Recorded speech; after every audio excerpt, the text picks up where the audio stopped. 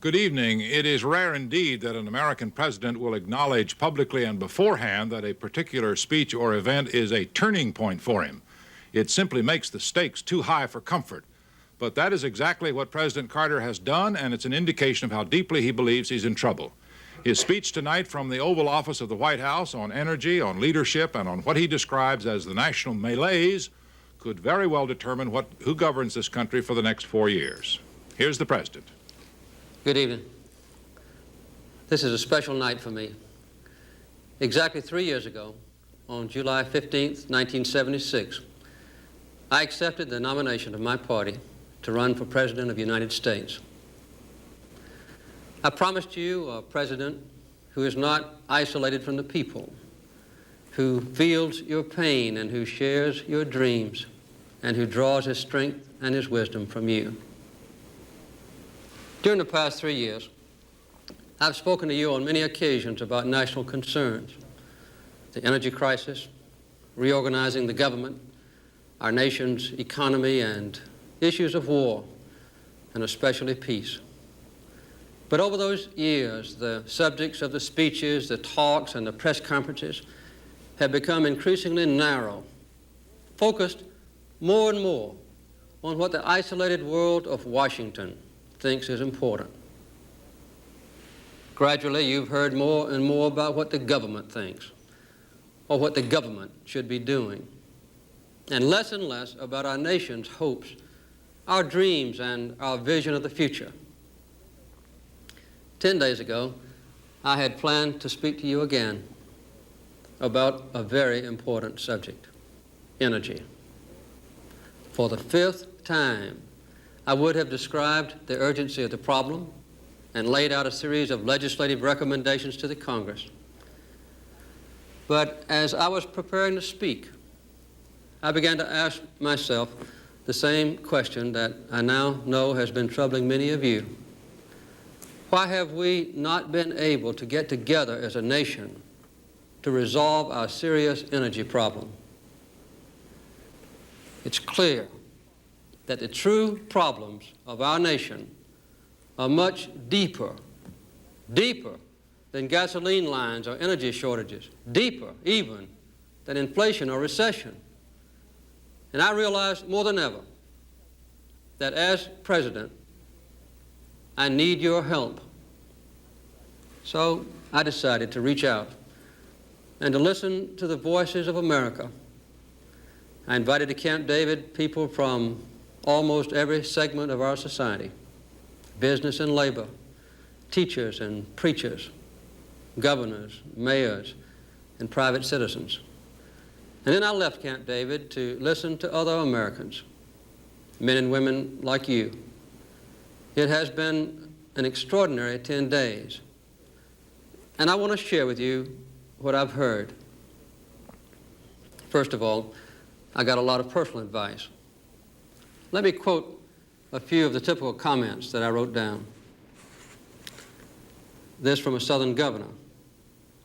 Mr. President, you're not leading this nation. You're just managing the government. You don't see the people enough anymore. Some of your cabinet members don't seem loyal. There is not enough discipline among your disciples. Don't talk to us about politics or the mechanics of government, but about an understanding of our common good. Mr. President, we are in trouble. Talk to us about blood and sweat and tears. If you lead, Mr. President, we will follow. Many people talked about themselves and about the condition of our nation. This from a young woman in Pennsylvania. I feel so far from government. I feel like ordinary people are excluded from political power. And this from a young Chicano. Some of us have suffered from recession all our lives.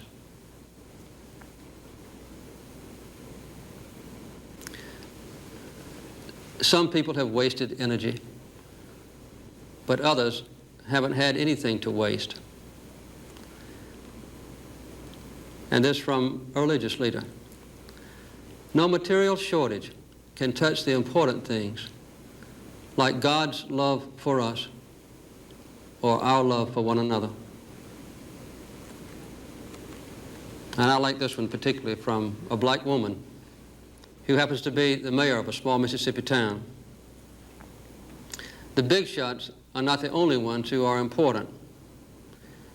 Remember, you can't sell anything on Wall Street unless someone digs it up somewhere else first.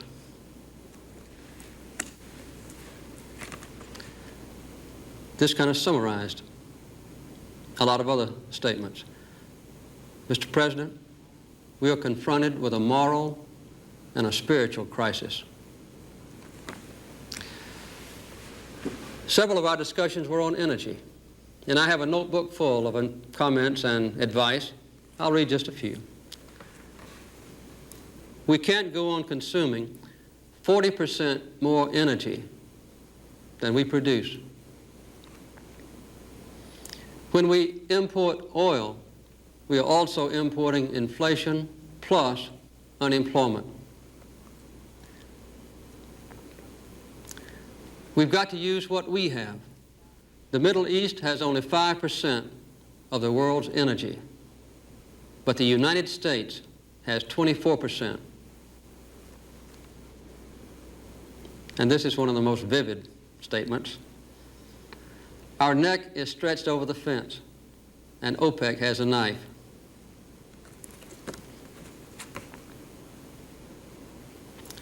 There will be other cartels and other shortages. American wisdom and courage right now can set a path to follow in the future. This was a good one. Be bold, Mr. President. We may make mistakes, but we are ready to experiment. And this one from a labor leader got to the heart of it. The real issue is freedom. We must deal with the energy problem on a war footing. And the last that I'll read. When we enter the moral equivalent of war, Mr. President, don't issue us BB guns.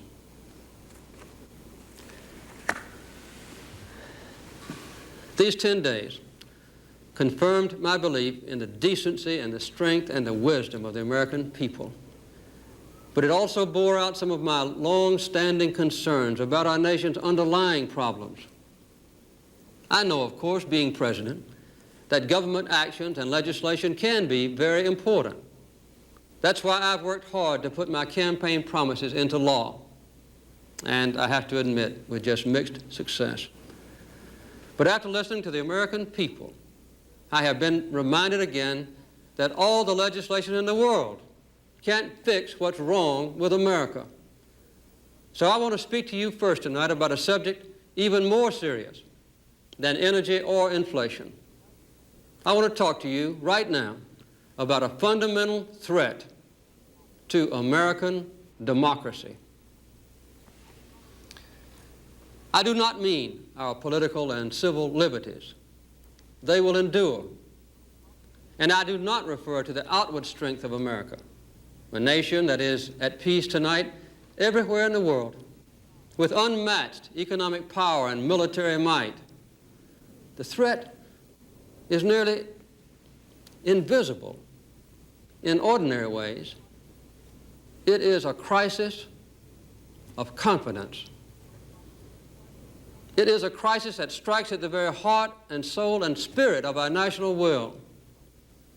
We can see this crisis in the growing doubt about the meaning of our own lives and in the loss of a unity of purpose for our nation. The erosion of our confidence in the future is threatening to destroy the social and the political fabric of America. The confidence that we have always had as a people is not simply some romantic dream or a proverb in a dusty book that we read just on the 4th of July. It is the idea which founded our nation and has guided our development as a people. Confidence in the future has supported everything else. Public institutions and private enterprise, our own families, and the very Constitution of the United States. Confidence has defined our course and has served as a link between generations. We've always believed in something called progress. We've always had a faith that the days of our children would be better than our own. Our people are losing that faith, not only in government itself, but in the ability as citizens to serve as the ultimate rulers and shapers of our democracy. As a people, we know our past, and we are proud of it. Our progress has been part of a living history of America, even the world. We always believed that we were part of a great movement of humanity itself called democracy, involved in the search for freedom. And that belief has always strengthened us in our purpose. But just as we are losing our confidence in the future, we are also beginning to close the door on our past. In a nation that was proud of hard work, strong families, close-knit communities, and our faith in God, too many of us now tend to worship self-indulgence and consumption. Human identity is no longer defined by what one does, but by what one owns. But we've discovered that owning things and consuming things does not satisfy our longing for meaning. We've learned that piling up material goods cannot fill the emptiness of lives which have no confidence or purpose. The symptoms of this crisis of the American spirit are all around us. For the first time in the history of our country, a majority of our people believe that the next 5 years will be worse than the past 5 years. 2/3 of our people do not even vote. The productivity of American workers is actually dropping. And the willingness of Americans to save for the future has fallen below that of all other people in the Western world. As you know, there is a growing disrespect for government and for churches and for schools, the news media, and other institutions. This is not a message of happiness or reassurance, but it is the truth, and it is a warning. These changes did not happen overnight. They've come upon us gradually over the last generation, years that were filled with shocks and tragedy. We were sure that ours was a nation of the ballot, not the bullet, until the murders of John Kennedy and Robert Kennedy and Martin Luther King Jr. We were taught that our armies were always invincible and our causes were always just, only to suffer the agony of Vietnam. We respected the presidency as a place of honor until the shock of Watergate. We remember when the phrase "sound as a dollar" was an expression of absolute dependability. until 10 years of inflation began to shrink our dollar and our savings. We believed that our nation's resources were limitless until 1973, when we had to face a growing dependence on foreign oil. These wounds are still very deep. They have never been healed. Looking for a way out of this crisis, our people have turned to the federal government and found it isolated from the mainstream of our nation's life. Washington, D.C. has become an island. The gap between our citizens and our government has never been so wide. The people are looking for honest answers, not easy answers. Clear leadership, not false claims and evasiveness and politics as usual. What you see too often in Washington and elsewhere around the country is a system of government that seems incapable of action. You see a Congress twisted and pulled in every direction by hundreds of well-financed and powerful special interests. You see every extreme position defended to the last vote, almost to the last breath, by one unyielding group or another. You often see a balanced and a fair approach that demands sacrifice, a little sacrifice from everyone, abandoned like an orphan, without support and without friends.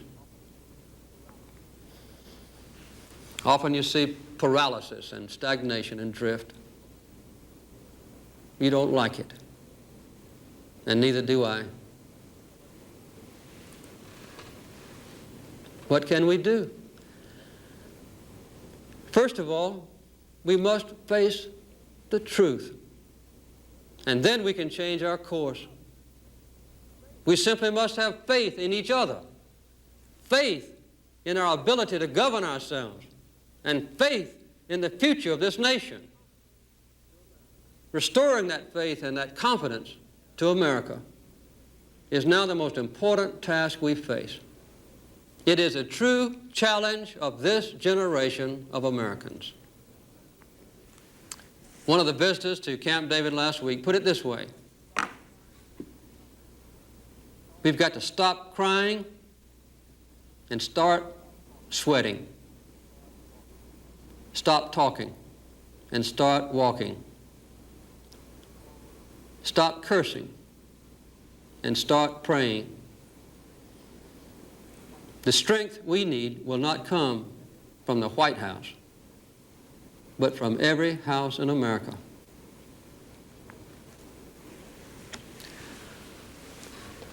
We know the strength of America. We are strong. We can regain our unity. We can regain our confidence. We are the heirs of generations who survived threats much more powerful and awesome than those that challenge us now. Our fathers and mothers were strong men and women who shaped a new society during the Great Depression, who fought world wars, and who carved out a new charter of peace for the world. We ourselves are the same Americans who just 10 years ago put a man on the moon. We are the generation that dedicated our society to the pursuit of human rights and equality. And we are the generation that will win the war on the energy problem, and in that process rebuild the unity and confidence of America. We are at a turning point in our history. There are two paths to choose. One is a path I've warned about tonight, the path that leads to fragmentation and self-interest. Down that road lies a mistaken idea of freedom, the right to grasp for ourselves some advantage over others.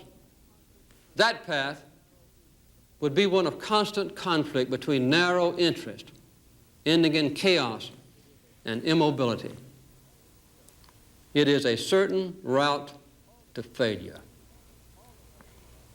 All the traditions of our past, all the lessons of our heritage, all the promises of our future point to another path, the path of common purpose and the restoration of American values. That path leads to true freedom for our nation and ourselves. We can take the first steps down that path as we begin to solve our energy problem. Energy will be the immediate test of our ability to unite this nation, and it can also be the standard around which we rally. On the battlefield of energy, we can win for our nation a new confidence, and we can seize control again of our common destiny.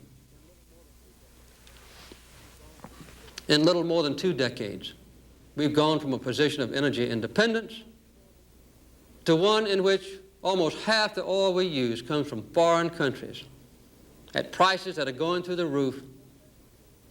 Our excessive dependence on OPEC has already taken a tremendous toll on our economy and our people. This is the direct cause of the long lines which have made millions of you spend aggravating hours waiting for gasoline. It's a cause of the increased inflation and unemployment that we now face. This intolerable dependence on foreign oil threatens our economic independence and the very security of our nation.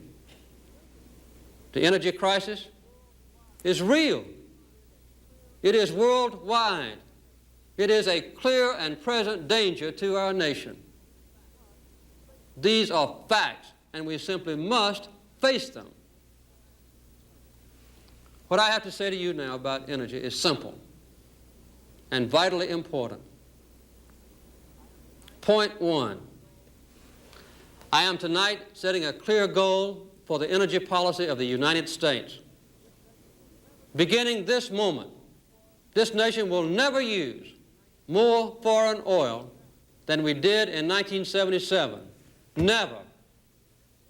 From now on, every new addition to our demand for energy will be met from our own production and our own conservation.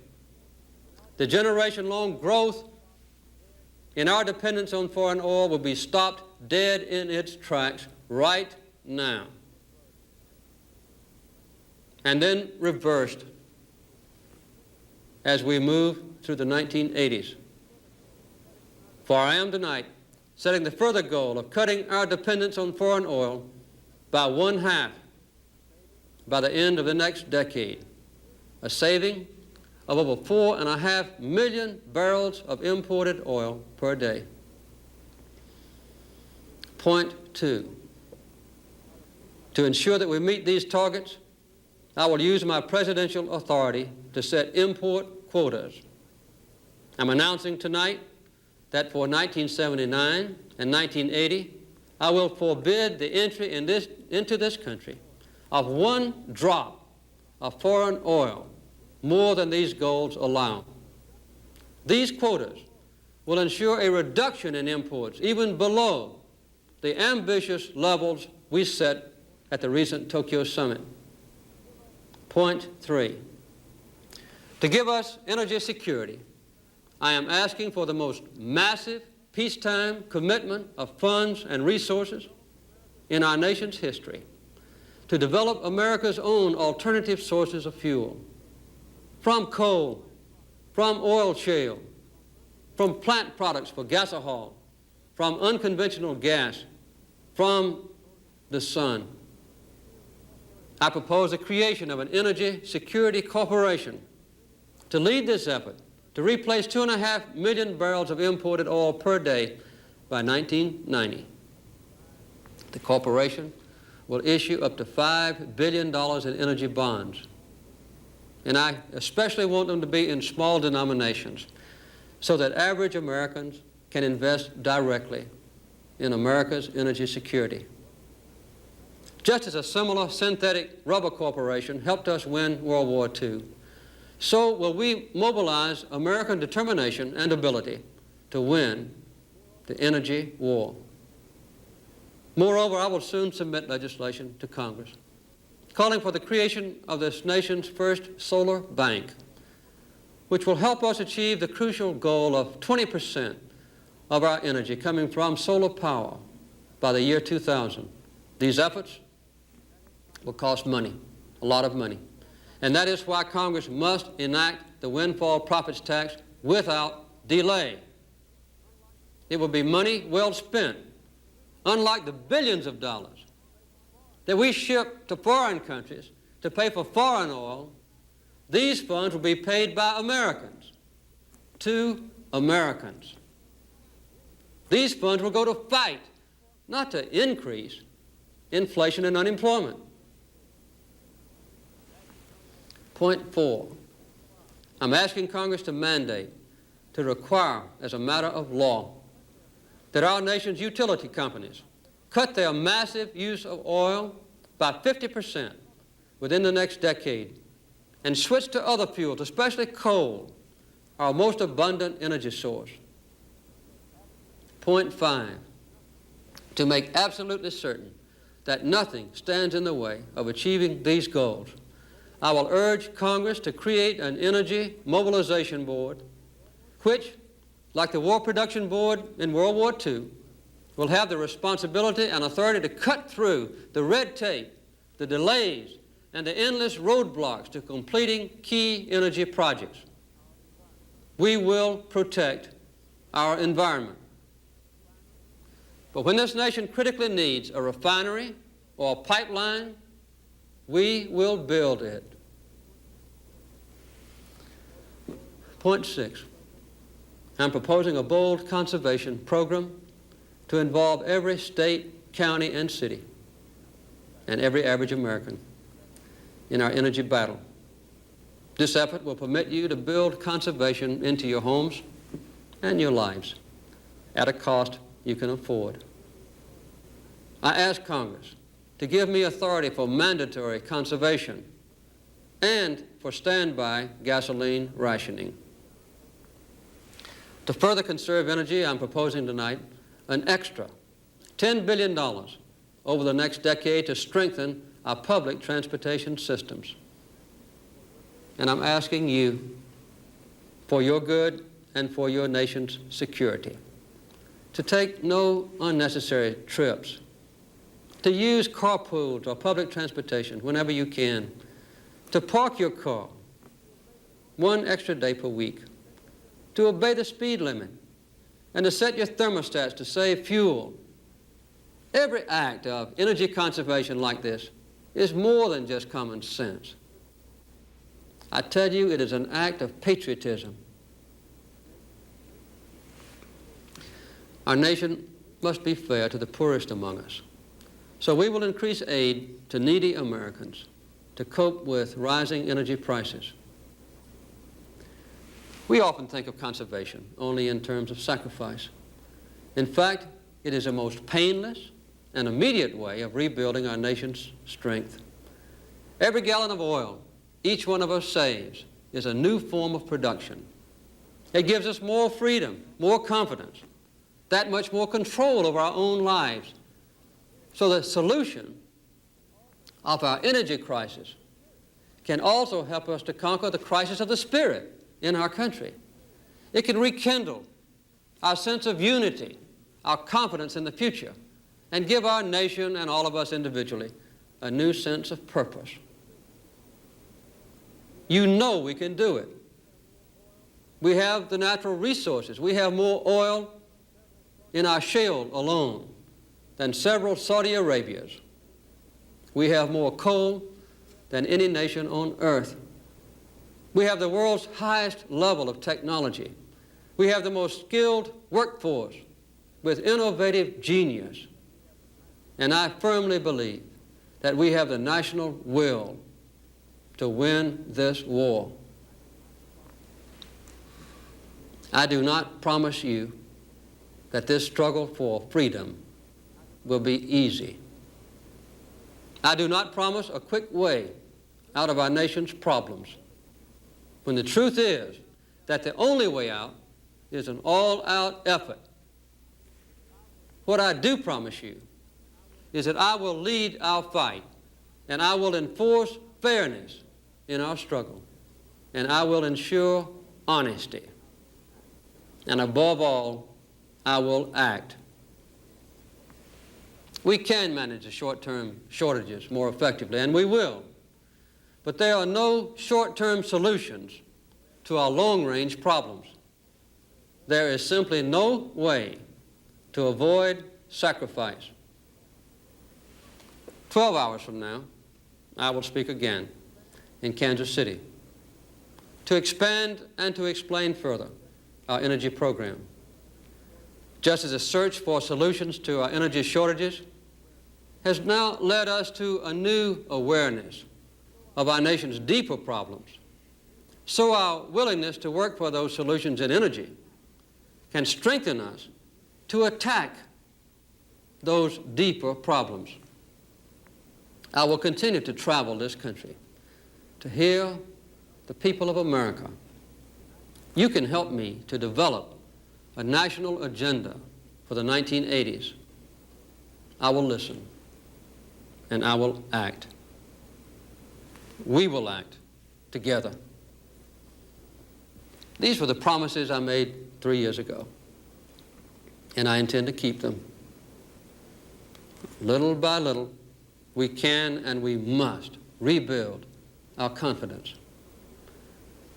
We can spend until we empty our treasuries, and we may summon all the wonders of science, but we can succeed only if we tap our greatest resources: America's people, America's values, and America's confidence. I have seen the strength of America in the inexhaustible resources of our people. In the days to come, let us renew that strength in the struggle for an energy-secure nation. In closing, let me say this. I will do my best, but I will not do it alone. Let your voice be heard. Whenever you have a chance, say something good about our country. With God's help, and for the sake of our nation, it is time for us to join hands in America. Let us commit ourselves together to a rebirth of the American spirit, working together with our common faith. We cannot fail. Thank you, and good night.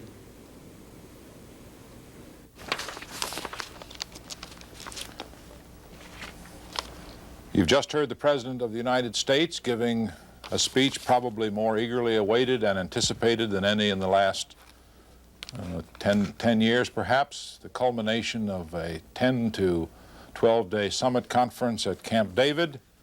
Really an extraordinary speech, a very strong one, very upbeat. He began, as a few presidents do, by reading criticism, direct, heavy criticism of himself and of his own leadership, saying that in the last 10 years the wounds that were opened have not yet healed, that Washington has become an island, the gap between the government and the people has never been greater, the Congress is twisted by special interests, and the country is in a paralysis and a drift.